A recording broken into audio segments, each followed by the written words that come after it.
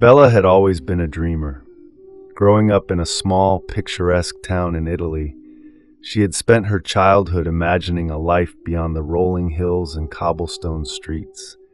When the opportunity came to study abroad in the United States, she seized it with both hands, eager to embrace the adventure. Her new life in the bustling city was everything she had hoped for: vibrant, fast-paced, and full of possibilities. She moved into a cozy apartment on the edge of the city, a place that felt like a sanctuary amidst the chaos. It was small but charming, with large windows that let in the golden light of sunset every evening.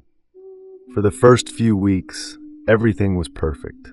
She made friends at her university, explored the city, and even found a favorite coffee shop just a block away from her apartment. But then, the calls started. It was a Thursday evening when her phone first rang. The number was unfamiliar, but she answered anyway, assuming it was a classmate or perhaps a delivery person. The voice on the other end was deep and calm, almost soothing. "Hello, Bella," it said. "How was your day?" She froze, her heart skipping a beat. The voice knew her name. "Who is this?" she asked, her voice trembling. The caller didn't answer. Instead, they simply repeated the question, "How was your day?" Bella hung up, her hands shaking. She told herself it was a wrong number, a prank, anything to ease the unease settling in her chest. But the calls kept coming. Every evening, like clockwork, the phone would ring, and the same voice would ask about her day. At first, she tried to ignore them, but curiosity, or perhaps dread, got the better of her, and she began answering. The caller never revealed their identity, but they seemed to know everything about her. They mentioned her favorite coffee order, the books she was reading, even the color of the dress she had worn to class that day. It was as if they were watching her, always just out of sight. The calls grew more sinister over time. The voice began to comment on her routines, her habits, her fears. "You shouldn't walk home alone after dark, Bella," they said one evening. "The streets aren't safe for someone like you." She felt a chill run down her spine. "Who are you?" she demanded, her voice cracking. "Why are you doing this?" The caller didn't respond. Instead, they simply hung up, leaving her in silence. Bella's anxiety grew with each passing day. She started double-checking the locks on her doors and windows, peering over her shoulder on her way home, and avoiding eye contact with strangers. She confided in her friends, but they brushed it off as paranoia. "It's just some creep," they said. "Block the number and move on." But Bella couldn't shake the feeling that something was terribly wrong. One night, after another unsettling call, she decided to go to the police. She sat in the cold, sterile station, recounting the details to an officer who seemed more interested in his coffee than her story. "We'll look into it," he said, his tone dismissive. "But without any concrete evidence, there's not much we can do." Bella left the station feeling more helpless than ever. The calls continued, each one more invasive than the last. The caller began to describe her apartment in detail, the way her curtains fluttered in the breeze, the way she hummed to herself while cooking, the way she cried herself to sleep at night. It was as if they were there, in the room with her, watching her every move. She started to feel like she was losing her mind. Her grades slipped, her friendships strained, and her once bright eyes grew hollow with exhaustion. She stopped answering the calls, but they didn't stop coming. The voice left voicemails, each one more chilling than the last. "You can't ignore me forever, Bella," they said. "I'm always here, always watching." One evening, after a particularly grueling day at school, Bella dragged herself into the bathroom to wash her face. The cold water felt like a slap, jolting her awake. As she reached for a towel, something caught her eye, a small black circle on the wall, just above the mirror. She frowned, leaning closer. It was no bigger than a coin, but it seemed out of place. Her heart began to race as she realized what it was, a camera. Her breath hitched, and she stumbled back, her mind racing. She tore through the apartment, searching every corner, every crevice. Her worst fears were confirmed when she found more cameras, tiny, almost invisible, hidden in the living room, the kitchen, even her bedroom. Her stomach churned as the realization hit her. Someone had been watching her. Every moment, every private detail of her life had been seen and heard by a stranger. The calls, the voicemails, the intimate knowledge, it all made sense now. She wasn't paranoid. She wasn't crazy, she was being stalked. Trembling, she grabbed her phone, her fingers fumbling as she unlocked it to call 911. But before she could dial, a notification popped up on her screen. It was a WhatsApp message from an unknown number. Her heart pounded as she opened it. The message contained a video of her in the shower taken just days ago. Below the video was a single line of text. "Don't call the cops, Bella, or everyone will see this." She dropped the phone as if it had burned her, a sob escaping her lips. She felt violated, exposed, utterly helpless. The walls of her apartment, once a sanctuary, now felt like a prison. She sank to the floor, her mind racing. What could she do? Who could she turn to? The police hadn't believed her before. Would they believe her now? And even if they did, what would stop the stalker from releasing the video?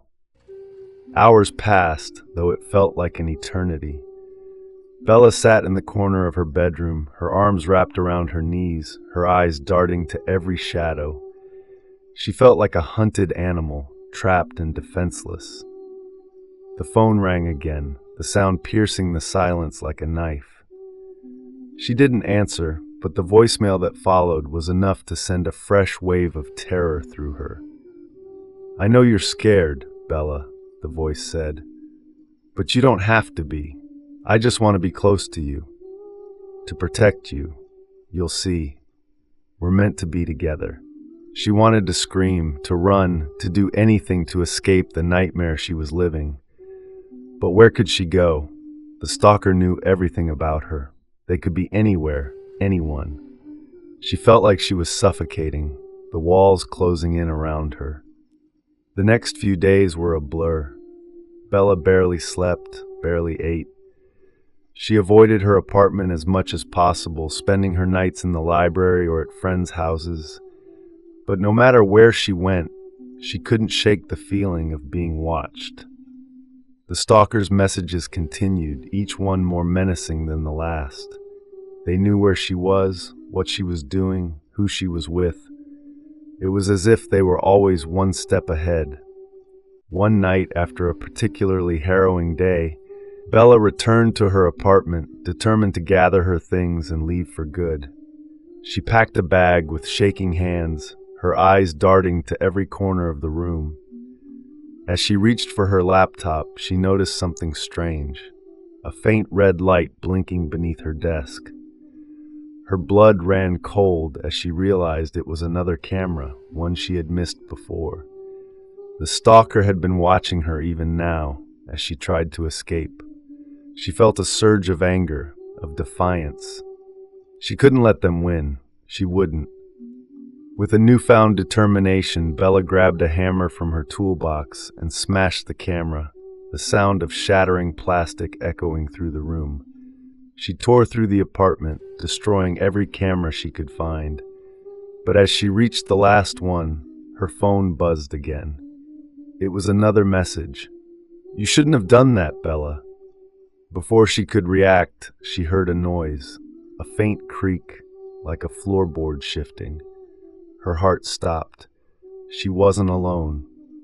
The stalker was in the apartment. Panic surged through her as she grabbed her bag and bolted for the door. But it was locked, the key nowhere to be found. She could hear footsteps now, slow and deliberate, moving closer. She backed into a corner, her breath coming in short, frantic gasps. The footsteps stopped just outside the door. There was a moment of silence, then the sound of a key turning in the lock. The door creaked open, and Bella's world went black. When she woke up, she was in a dark, unfamiliar room. The air was damp and cold, and the only light came from a single, flickering bulb hanging from the ceiling. Her hands were bound, her mouth gagged. She tried to scream, but no sound came out. The room was small, with no windows and only one door. She could hear muffled voices outside, but they were too faint to make out. Her mind raced as she tried to piece together what had happened. How had the stalker gotten into her apartment? How long had they been planning this? And most importantly, what did they want from her? The door creaked open, and a figure stepped inside. It was a man, his face obscured by a mask. He didn't speak, just stood there, watching her. Bella's heart pounded as she struggled against her restraints, but it was no use. The man stepped closer, his eyes gleaming in the dim light. He reached out, his fingers brushing against her cheek. She flinched, tears streaming down her face. "Don't be afraid, Bella," he said, his voice eerily calm. "I told you we were meant to be together, and now we finally are." The days, or was it weeks, blurred together in a haze of fear and despair. Bella's captor kept her isolated, only visiting to bring food or water. He spoke to her often, his words a twisted mix of affection and menace. He told her how he had been watching her for months, how he had planned every detail of her abduction. He knew everything about her, her dreams, her fears, her past. It was as if he had become a part of her, a shadow she could never escape. She tried to fight, to resist, but it was no use. He was always one step ahead, always watching. She felt her spirit breaking, her will to survive fading with each passing day. One night, as she lay on the cold, hard floor, she heard a noise outside the door. It was different this time, not the usual footsteps, but something softer, more deliberate. Her heart raced as she strained to listen. The door creaked open and the man stepped inside, his mask still in place. But this time, he wasn't alone. Behind him stood another figure, their face obscured by the shadows. Bella's breath caught in her throat as she realized what was happening. The man had brought someone else into her nightmare. She wanted to scream, to beg for mercy, but the gag in her mouth silenced her. The two figures approached her, their eyes gleaming with a sinister light. "You're not alone anymore, Bella," the man said, his voice dripping with malice. "We're going to make sure you never leave." The last thing Bella saw before the darkness consumed her was the flickering light of the bulb, casting eerie shadows on the walls. And then there was nothing. No sound, no light, no hope. Bella was gone, swallowed by the shadows, her fate unknown. The police searched for her, her friends and family desperate for answers, but no trace of her was ever found. The apartment remained empty, a silent witness to the horrors that had unfolded within its walls. And somewhere, in the darkness, Bella's story became just another unsolved mystery, a chilling reminder of the dangers that lurk in the shadows, waiting to strike. If you enjoyed this spine-chilling tale of Bella's haunting ordeal, don't forget to hit that subscribe button and ring the notification bell so you never miss a story that will keep you up at night. And remember, no matter how safe you feel, no matter how secure your home seems, there's always a chance someone is watching, waiting, just out of sight.